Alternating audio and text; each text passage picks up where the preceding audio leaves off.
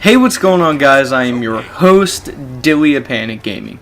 Welcome back to the Panic Gaming channel. It is wonderful to see you all here, of course, as usual.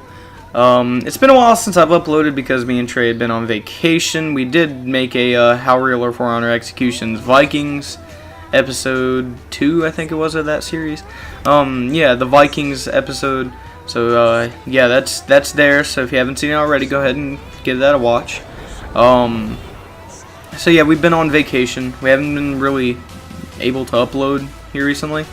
And the footage I'm showing you now is what I had taken over vacation.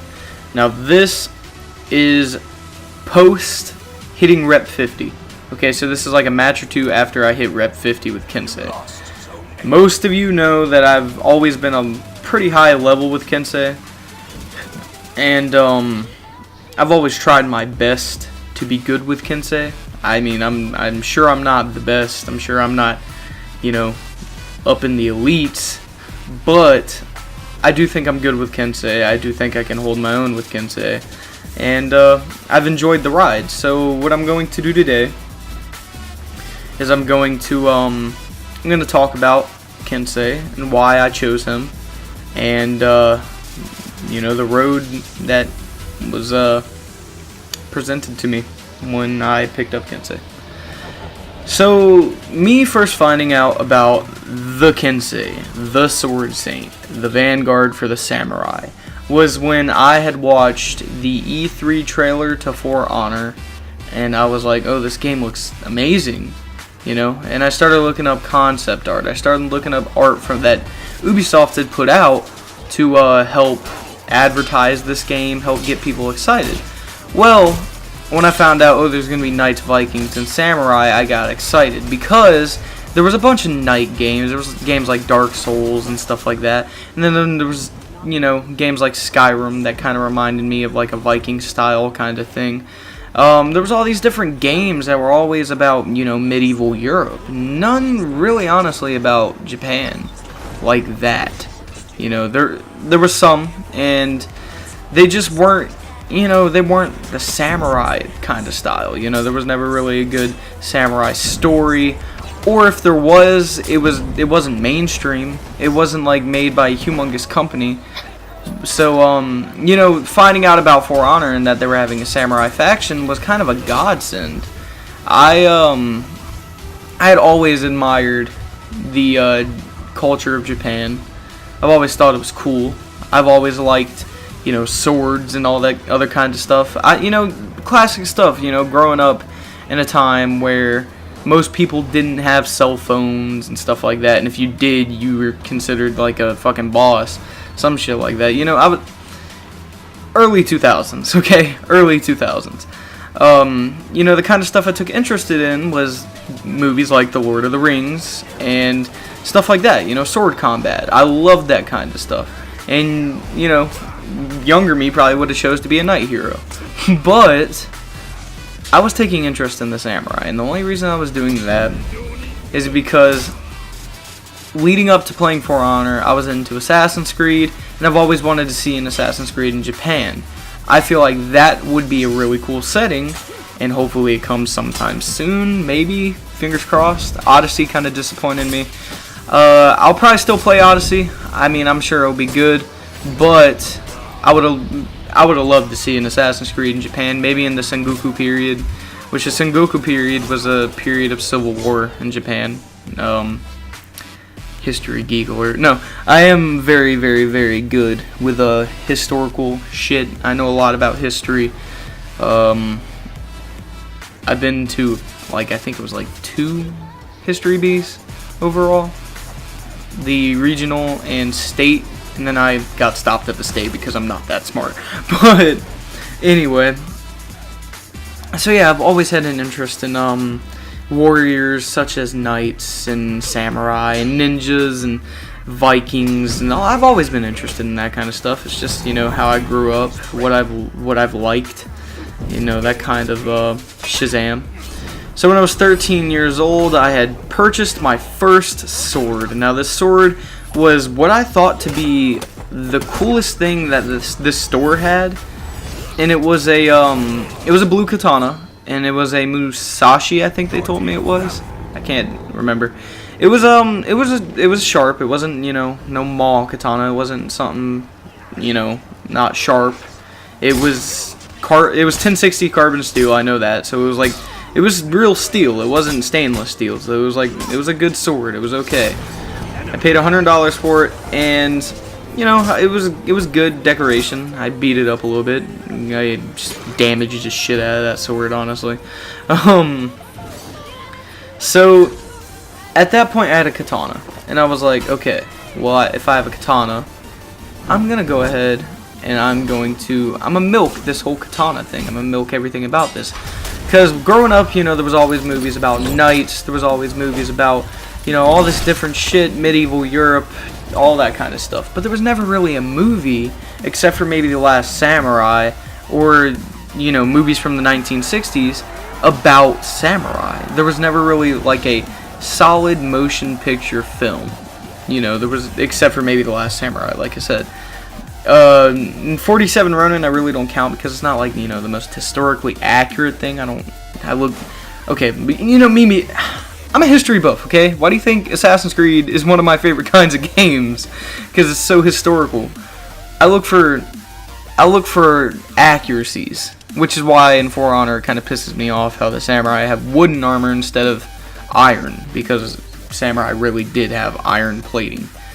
But anyway, that's getting off topic.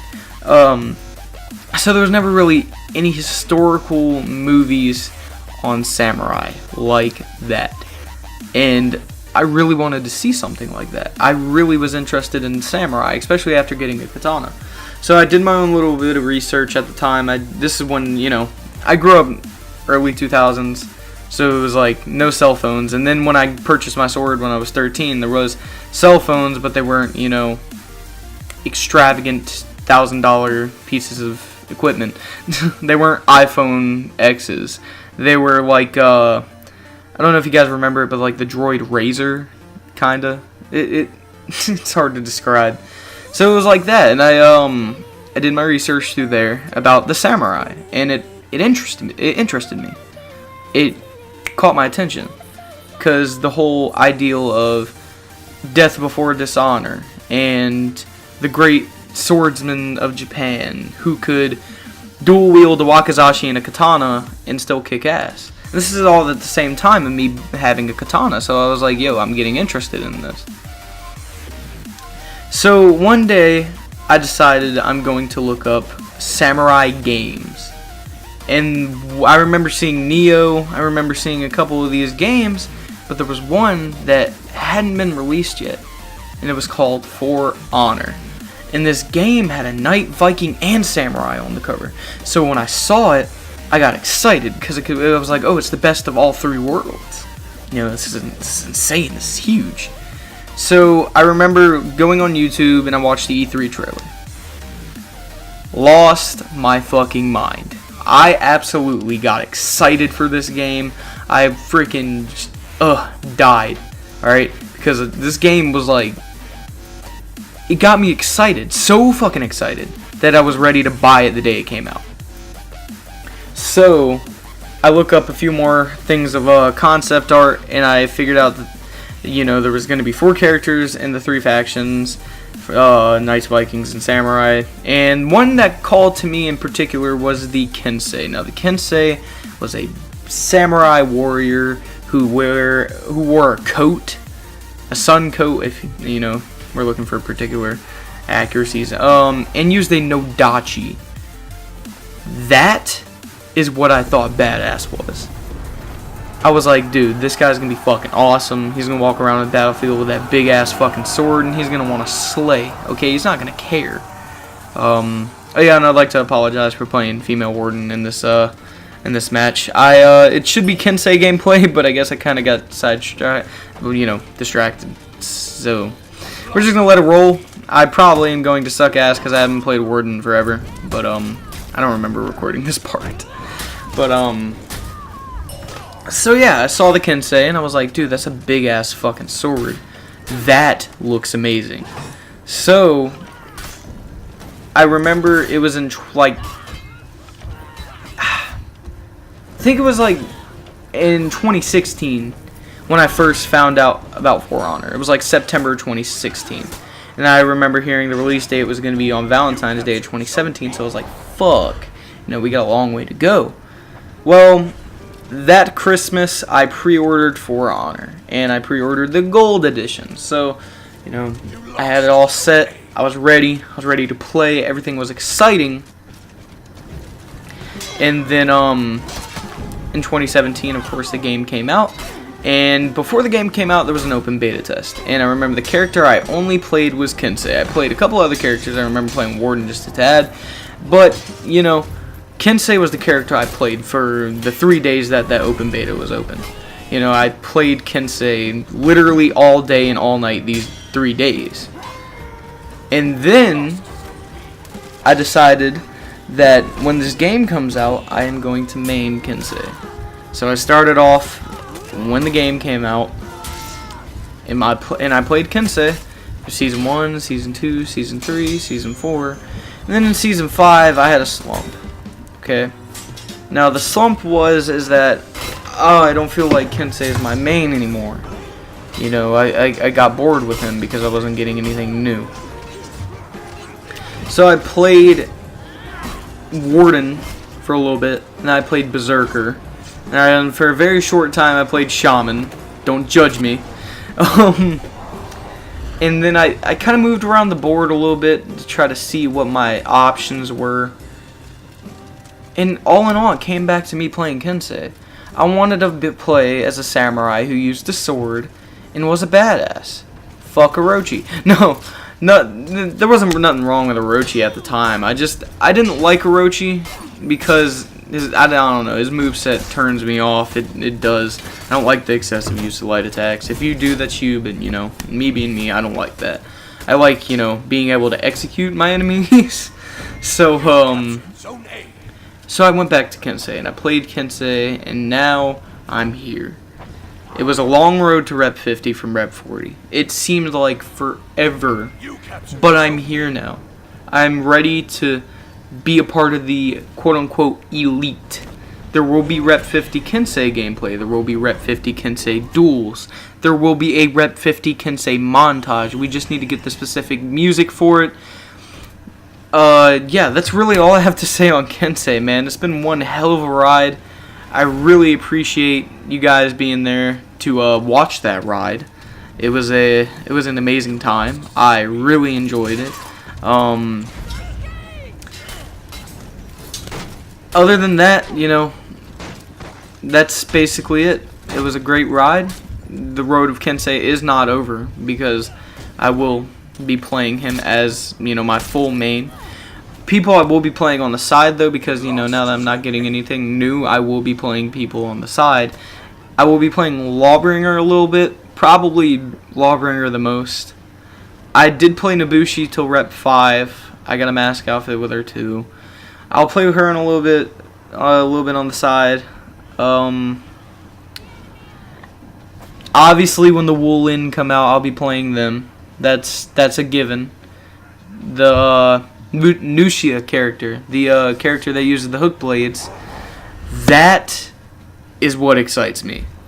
Either that or the Jangjun guy, the general, the heavy, the dude who uses the I don't really know what it's called. It's like a Gundao, I think they called it. Yeah. It's a Gundao. People have been calling him not Mama, but Grandpa Bushi, because it's like Nobushi's weapon. But it's really not. Naganatas and Gundaos are completely different. Well, not completely, but they're different in a lot of ways. Anyway, I'm rambling at this point. One more thing before I go. There is going to be more backstories heading this way. I know it seems like it's been a long time. We left off, I think, with Kuma, which is my KENSEI. And I think I'm going to go ahead and I'm going to write Orochi's backstory. And then we're going to continue on with the actual story. After Orochi's backstory, I think we're going to do like 1 or 2 more backstories. And then we're going to call it for a season. And then get our shit together. And then by the time maybe of August this year, it should be ready. Anyway, guys, I love you. It's been one hell of a ride, and I'm glad that most of you were here to see it. This has been Dilly Panic Gaming. This has been Panic Gaming. Please leave a like, comment, subscribe.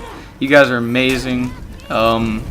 Should be a lot of stuff coming up for Panic Gaming. Just keeping you guys on your toes. I love you guys. See you in the next one. Deuces.